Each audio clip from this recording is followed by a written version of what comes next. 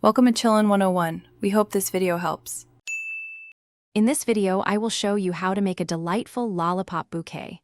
This easy guide will help you create a sweet gift or decoration. First, let's gather our materials. You'll need about 20 to 30 lollipops, a small vase, and some floral foam. Don't forget colorful tissue paper, a pretty ribbon, and a pair of scissors.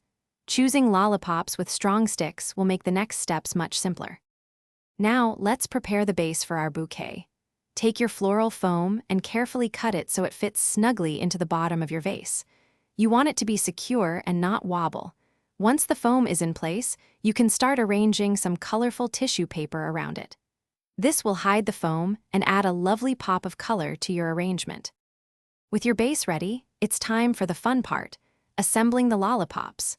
Begin by inserting the lollipop sticks into the floral foam, starting with one in the very center.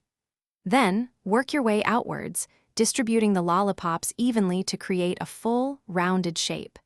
Remember to vary their height slightly. This adds a wonderful dynamic and appealing look to your sweet creation.